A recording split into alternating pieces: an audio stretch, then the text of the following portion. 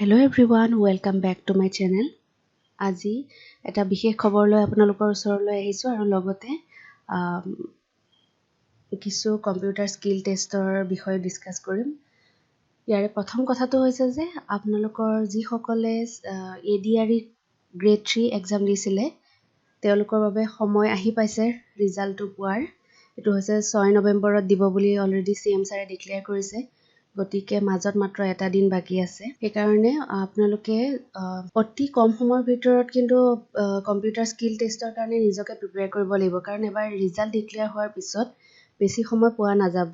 এই কাৰণে যি সকলে মানে প্ৰিপাৰেচন কৰি আছে কম্পিউটাৰ স্কিল টেষ্টৰ কাৰণে তেওঁলোকক জনাব খুজিছো যে অলৰেডি যিমানখিনি প্ৰেক্টিছ সেট মই বনাই গৈছো ভিডিঅ'বোৰ আপোনালোকে হয়তো চাইছে আৰু যিখিনি বাকি আছে সেইখিনি মই কন্টিনিউ কৰি যাম আৰু এই গোটেই কোৱেশ্চন বিলাক যে লোৱা হৈছে এইখিনি মোৰ ইবুক খনৰ পৰা লৈছো আৰু যি সকলে লৈছে তেওঁলোকেতো অলৰেডি হয়তো প্ৰেক্টিছ কৰি আছে বা কমপ্লিট কৰিছে আৰু যি সকলে লোৱা নাই অতি সোনকালে এই ইবুক খন লৈ লওক কাৰণ খুব কম সময়ৰ ভিতৰত আপোনালোকে নিজকে স্কিল টেষ্টৰ কাৰণে ৰেডি কৰিব লাগিব আৰু এই ইবুক খনৰ লিংকটো ডেসক্ৰিপচন বক্সত পাব তাৰ পৰা আপোনালোকে ল'ব পাৰিব।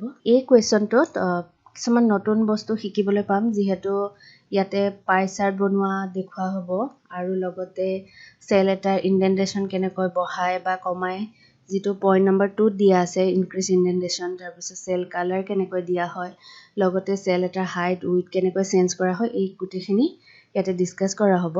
এতিয়া ফাৰ্স্ট আমি চাব লাগিব যে এখন সিম্পল এখন টেবল দিয়া আছে আৰু এই টেবলৰ ডাটাখিনি আমি এক্সেল শীটত ল'ব লাগে। ফাৰ্স্ট পইণ্টত সেই কথাটোৱে উল্লেখ কৰিছে যে এন্টাৰ দা এবভ টেবল ডাটা ইনটু ওয়াৰ্কশীট আৰু মই এনে ধৰণেৰে ডাটাখিনি ৰেডি কৰি ৰাখিছিলো। এতিয়া নেক্সট পইণ্টত যাও wrap text of the cells align right increase indentation ইয়াতে আমি এনেকুৱা ধৰণে টেবুলখনত যেনেকৈ দিয়া আছে তেনেকৈ আমি বনাই লম। তাৰ কাৰণে আমি অলপ এডজাস্ট কৰি ল'ব লাগিব। ৰেপ টেক্স কৰি লম ইয়াৰ সাইজটো অলপ মিলাই লৈ then align right increase indentation বুলি কৈছে আমি ইয়াতে right align কৰিলো আৰু ইয়াতে আমি ইনডেন্টেশনটো আমি ইনডেন্টেশন কৰিবৰ কাৰণে হোম টেবত থকা এলাইনমেন্টত যাব লাগিব। ইয়াতে দুটা অপচন থাকে এটা ডিক্ৰিজ আৰু এটা হৈছে ইনক্ৰিজ আমি ইয়াতে ক্লিক কৰিলে ইনডেন্টেশন আমি এনেকৈ বঢ়াব পাৰো। আমি অলপ কোৱেশ্চনত থকাৰ দৰে প্যাটাৰ্নটো মিলাই দিও এই কাৰণে ইয়াতে ক্লিক কৰি এনে ধৰণে আমি মিলাই দিলো ইয়াতে ইনডেন্টেশনটো বঢ়োৱা বা কমোৱা আমি ইয়াতে কোৱেশ্চনত যেনেকৈ থাকে তেনেকৈ আমি কৰিব পাৰো। ৰাইট এলাইন কৰিব লাগিব বা তাত কোৱেশ্চনত যেহেতু কৈছে ৰাইট এলাইন কৰিব লাগে ইনডেন্টেশন বঢ়াব লাগে বা ইনডেন্টেশন যদি কমাব থাকে তেতিয়াহলে আমি এটো ডিক্ৰিজত যাব লাগিব। এনেকৈ আমি ইয়াত সিলেক্ট কৰি ক্লিক কৰিলে চেঞ্জ হৈ থাকিব আৰু তাৰ পিছত এই সেল কিটাত যিখিনি ডাটা আছিল এইখিনি সেন্টাৰ এলাইন হৈ আছিল সেইকাৰণে সেন্টাৰ এলাইন কৰি দিলো। তাৰ পিছত এই ডাটাখিনো সেন্টাৰ এলাইন আছিল কৰা হল আৰু এই ওপৰৰ হেডিংটো অলপ কোৱেশ্চনত থাকাৰ দৰে এডজাস্ট কৰি দিয়া হল। নেক্সট পইণ্টটো দিয়া আছে কালাৰ কৰিব লাগে সিড গ্ৰোৱাৰ যেটো সেল আছে হেতু ৰেড কালাৰ কৰিব লাগিব। এই সেলটো আমি সিলেক্ট কৰিব লাগিব প্ৰথমে তাৰ পিছত ইয়াত কালাৰ ফিল বহুত বেলেগ বেলেগ কালাৰ আছে ইয়াতে ৰেড সিলেক্ট হৈ আছিল ইয়াত ৰেডটো ক্লিক কৰি দিলো আৰু এই সেলটো ৰেড কালাৰ হৈ গৈছে। নেক্সট পইণ্টটো আহিলে যে হাইট আৰু উইডথ চেঞ্জ কৰিব লাগে 50 আৰু 10 কৰিব লাগিব আমি ইয়াতে আমি কেনেকৈ কৰিম টেবুলখন সিলেক্ট কৰি লৈছো। ইয়াতে আৰু এটা ৰো মই বনাই ৰাখিছিলো কিয়নো ইয়াত 5th নম্বৰ পইণ্টটো দিয়া আছে ক্যালকুলেট টোটাল এমাউন্ট কলম ওয়াইজ সেই কাৰণে এই ৰোটো বনাই ৰাখিছিলো। এতিয়া ইয়াৰ আমি ফৰমেটত যাব লাগিব হাইট আৰু উইডথ চেঞ্জ কৰিবলৈ হোম টেবটো খোলা আছে তাৰ পিছত ইয়াতে ফৰমেটত গলো ৰো হাইটটো দিয়া আছে 50 ওকে 50 কৰিলো হৈছে দেন আমি কৰিব লাগিব কলম উইডথটো কিমান আছিল 10 ইয়াত আমি 10 ওকে কৰিলো। এই পইণ্টটো হৈ গৈছে কিন্তু ইয়াত যেনেকৈ টেবুলখন দিয়া আছিল তাৰ লগত মানে একে ধৰণে মিলি যোৱা নাই দেখাত, কিন্তু সেইকাৰণে আমি অলপ এডজাষ্ট কৰি দিব লাগিব আৰু অলপ দেখাত ভাল লগাকৈ দিব লাগিব। ইয়াতে আমি খিনি অলপ ৰেপ টেক্সট কৰি দিলে মিলি যাব। ফাৰ্ষ্ট কুৱেশ্যনটোত হাইট আৰু উইথ মিলে তাৰ পিছৰ পইণ্টত এইকেইটা পইণ্ট দিব লাগিছিলে, যেনেকৈ এলাইনমেণ্ট মিলোৱা বা চেল কেইটাত এনেকৈ ধৰণে চেঞ্জ কৰিবলৈ, যিটো এলাইনমেণ্টৰ কথা কৈছিলে, ইণ্ডেণ্টেশ্যনৰ কথা কৈছিলে, এই পইণ্টকেইটা পিছত হ'ব লাগিছিল, কিন্তু কুৱেশ্যনটোত 4th নম্বৰ পইণ্টতহে এইটো দিয়া আছে। তাৰপিছত যেতিয়া আকৌ আমি একেখিনি কাম আকৌ কৰিব লগা হ'ব, সেইকাৰণে আমি জাষ্ট এখন প্ৰেক্টিচ ছেট হিচাপে বনোৱা হৈছিলে। চ' আমি এই কুৱেশ্যনটোৰ পৰা চিম্পলি মানে কেনেকৈ ফৰ্মেট চেঞ্জ কৰে বা হাইট উইথ চেঞ্জ কৰে সেইখিনি বস্তু শিকিব পাৰিছোঁ। আৰু লগতে ইয়াতে আমি অলপ এডজাষ্ট কৰি মানে টেক্সটখিনি দেখাৰ কাৰণে আমি অলপ চেঞ্জ কৰি দিব পাৰোঁ। ইয়াতে চাইজটো যদি অলপ সৰু ডাঙৰ কৰি দিওঁ, এনেকৈ কৰিলে অলপ এডজাষ্ট হৈ যাব। এতিয়া গোটেই টেক্সটখিনি কভাৰ হৈছে, কিন্তু এনেকৈ কুৱেশ্যনত যিখন টেবুল দিছিলে এই টেবুলখনৰ নিচিনা হ'বলৈ 1 আৰু 2 পইণ্টৰলৈকে যিখিনি কৰা হৈছে তেনেকৈ মিলি যাব, কিন্তু পইণ্ট নম্বৰ 4 কৰাৰ পিছত অলপ এনেকুৱা ধৰণে মিলাবলৈ অসুবিধা হ'ব। কিন্তু আমি অলপ ৰেপ টেক্সট বা এনেকৈ কৰি যিখিনি অপশ্যনত দিয়া আছে কুৱেশ্যনত যে এইটো কৰিব লাগে, আমি সেই হিচাপত কৰি টেক্সটৰ চাইজটো অলপ ফন্ট চাইজটো চেঞ্জ কৰি এনেধৰণে মিলাইছোঁ। পিছৰ পইণ্টটো দিয়া আছে আমি টোটেল এমাউণ্ট কেলকুলেট কৰিব লাগিব। টোটেল এমাউণ্ট কেলকুলেট কৰিবৰ কাৰণে এই তিনিটা আমি চিলেক্ট কৰিলোঁ। তাৰপিছত ইয়াতে আমি যদি অটো চামত যাওঁ, ইয়াতে আমি টোটেল এমাউণ্টটো পাই গ'লোঁ আৰু কলম ৱাইজ বুলি কৈছে, গতিকে আমি গোটেইকেইটা 2টা কলম আমি উলিয়াব লাগিব।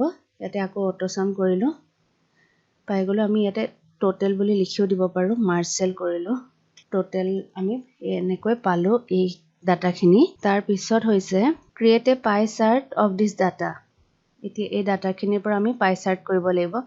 আমি আগতে 2D কলম বা লাইন কেনেকৈ বনায় সেইখিনি আমি শিকিছিলোঁ, লাইন চাৰ্ট, কিন্তু এতিয়ালৈকে মই পাই চাৰ্ট বনোৱা ভিডিঅ' বনোৱা নাছিলোঁ। পাই চাৰ্ট কেনেকৈ কৰে এইটোত আমি কৰিব লাগিব কেনেকৈ, সেইখিনি আমি চিলেক্ট কৰিব লাগিব প্ৰথমে। তাৰপিছত পাই চাৰ্টত গ'লোঁ, ইয়াতে যদি আমি চিলেক্ট কৰোঁ এনেকৈ এখন আমি পাই চাৰ্ট পাই যাম। ইয়াতে বেলেগ বেলেগ কালাৰ আছে, এনেকৈ আমি যিকোনো এটা কালাৰ আমি য'ত ডিজাইন আছে ডিজাইনত আমি গৈ এনেকৈ চিলেক্ট কৰিব পাৰোঁ আৰু যিকোনো কালাৰ আমি কৰিব পাৰোঁ।